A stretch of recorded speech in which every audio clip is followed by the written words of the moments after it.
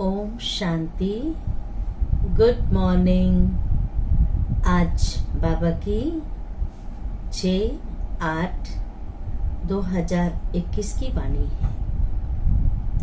आज बाबा ने बहुत सुंदर बात बताया कि कई बार हम दूसरों से क्वेश्चन बहुत करते हैं, दूसरों से बहुत पूछते हैं, लेकिन आज बाबा ने कहा अपने आप से पूछो और रोज पूछो, कभी कभी नहीं, रोज पूछो। क्या पूछो? कि मैं कितना शुद्ध आत्मा बना हूं। क्योंकि जो शुद्ध होगा, पवित्र होगा, स्वच्छ होगा, उतनी खुशी होगी। अगर किसी के मन में छल कपट हो, ईर्ष्या द्वेष हो, तो खुशी गायब सी रहेगी। लेकिन शुद्ध मन, निश्चल मन खुश रहेगा। और उसके अंदर एक और विशेषता होगी। शुद्ध मन होने के कारण, निस्वार्थ होने के कारण उसके मन के अंदर उमंग, उत्साह सेवा के प्रति भी होगा कि कैसे हम बाबा की सेवा को बढ़ाएं, कैसे अन्य आत्माओं की सेवा करें। और वो सदैव पुरुषार्थ करेगा कि मैं अपने जीवन को न केवल अन्य आत्माओं के जीवन को भी हीरे समान बनाऊं, श्रेष्ठ बनाऊं, पुरुषार्थ श्रेष्ठ करूं। इस देही अभिमानी स्थिति का बार बार अभ्यास करें। पूछें, क्या मैं मोहजीत हो गया हूं? क्या मैं फिक्र से फारिग हो गया हूं? क्या मुझे एक बाबा के सिवाय और कोई याद तो नहीं आता? अगर याद आ रहा है तो अवस्था कच्ची है, पावरफुल नहीं है। इसलिए अपनी भी संभाल करनी है, अन्य की भी संभाल करनी है। ब्रह्मा बाबा के सामने चाहे ज्ञानी हो चाहे अज्ञानी हो, शुरू में बहुत बातें सुनने को मिली, लेकिन बाबा ने उसे सूली से कांटा बना दिया।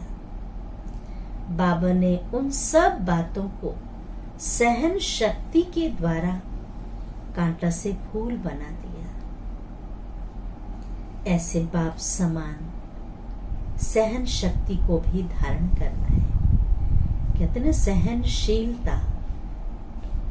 एक बार एक मंदिर के सामने गुलाब का फूल का पौधा था। तो भक्त लोग क्या करते थे, आते थे और मंदिर और फूल के बीच में एक बहुत बड़ा चट्टान था। तो लोग चट्टान पे चढ़ करके उस फूल को तोड़ करके मंदिर में मूर्ति को चरणों में चढ़ाते थे। तो फूल को बड़ा अभिमान आया,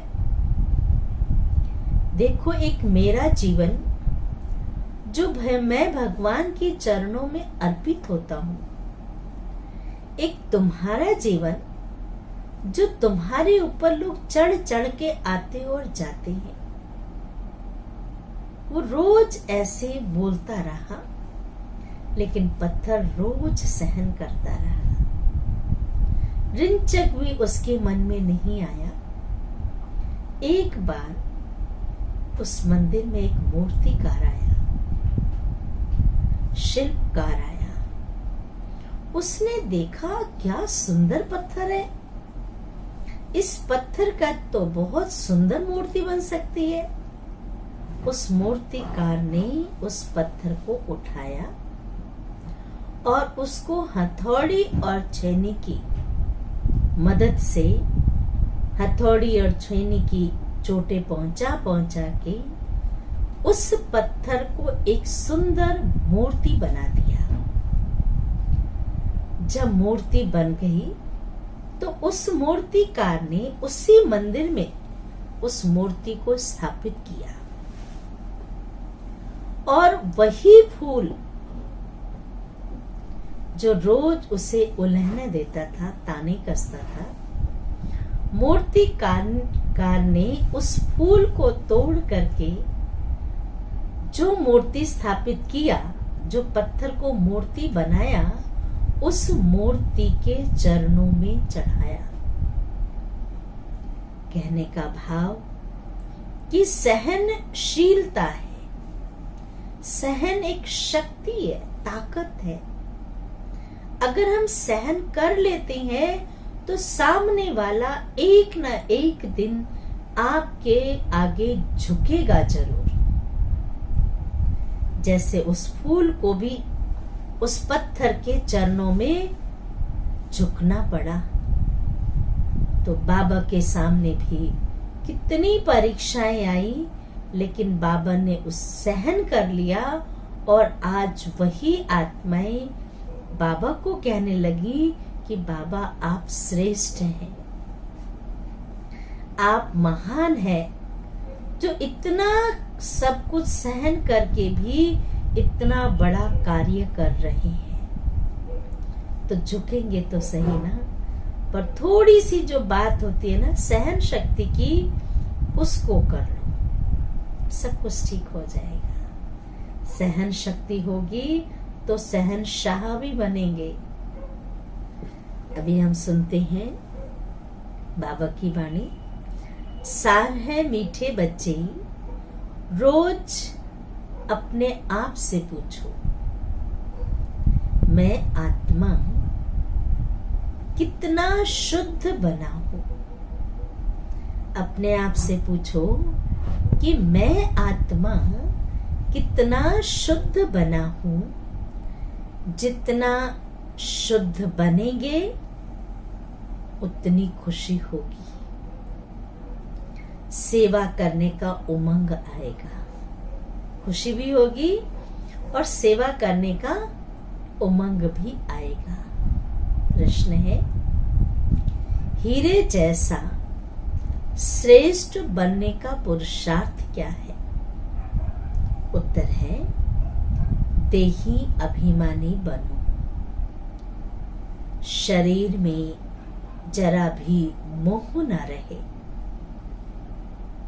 होता है ना किसी को ये हो गया, सारा टाइम शरीर के चक्कर में लगे रहते हैं। हाँ, ध्यान रखना है, छोड़ नहीं देना है। शरीर भी बहुत वैल्यूबल है, लेकिन फंसना तो नहीं है ना, संभाल रखनी है, टू मच नहीं फंसना है। शरीर में जरा भी मोह न रहे, फिक्र से फारिग हो, एक बाबा की याद में रहो। यही श्रेष्ठ पुरुषार्थ हीरे जैसा बना देगा। अगर देहाभिमान है, अगर देह अभिमान है, तो समझो हमारी अवस्था कच्ची है, अभी अवस्था मजबूत नहीं है। बाबा से दूर हो, अवस्था कच्ची माना बाबा से दूर, ना खुशी होगी, ना योग लगेगा, ना सेवा में मन लगेगा, तो बाबा से दूर होते जाएंगे। तुम्हें इस शरीर की संभाल भी करनी है, क्योंकि इस शरीर में रहते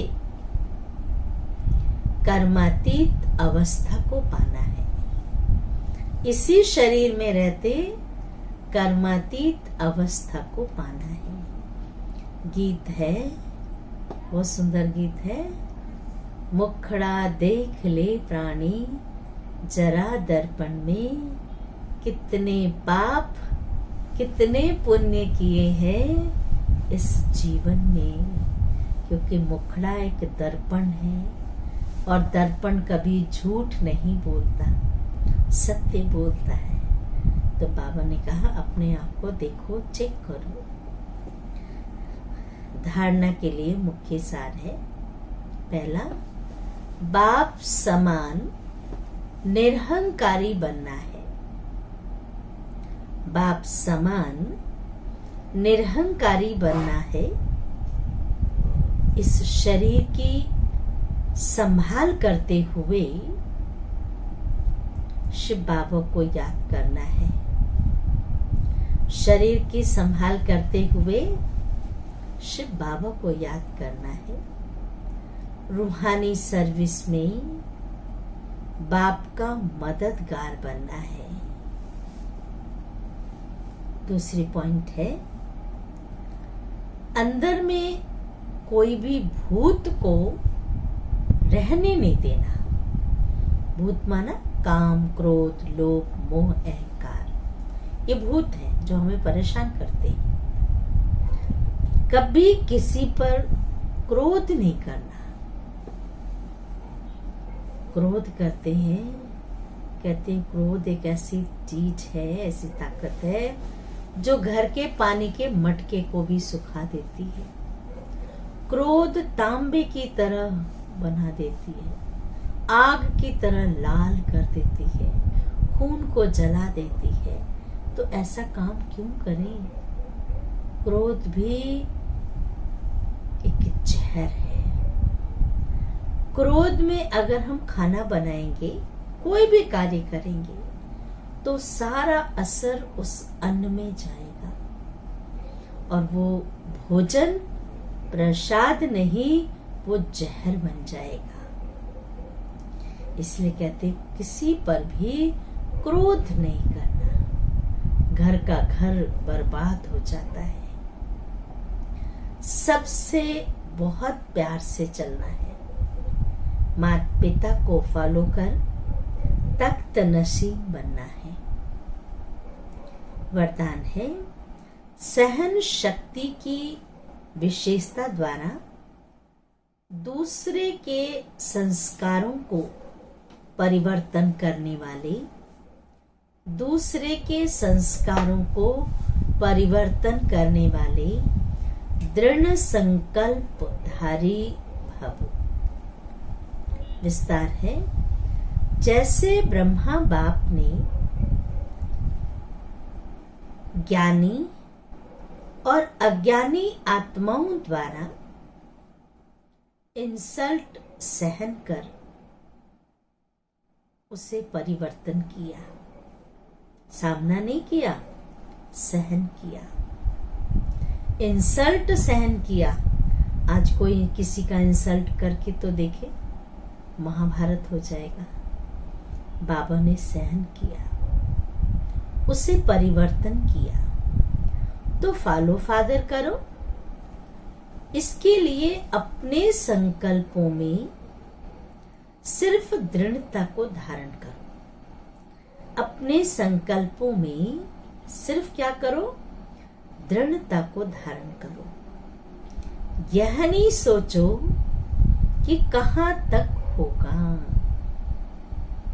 सिर्फ थोड़ा पहले लगता है कैसी होगा, कहां तक सहन करेंगे। कई कहते हैं ना, आखिर लिमिट भी तो हो ना, कहां तक सहन करेंगे। लेकिन अगर आपके लिए कोई कुछ बोलता भी है,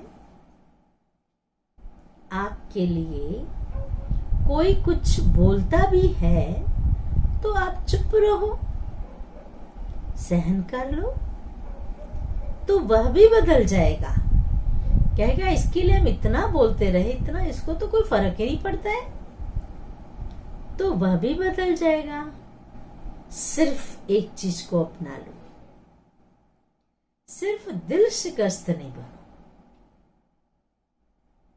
सिर्फ दिल शिकस्त नहीं बनो, कमजोर नहीं बनो। स्लोगन है, संगम पर सहन कर लेना, झुक जाना, ये सबसे बड़ी महानता है। संगम पर सहन कर लेना, झुक जाना, ये सबसे बड़ी महानता है। अच्छा, ओम शांति, ओम शांति, ओम शांति।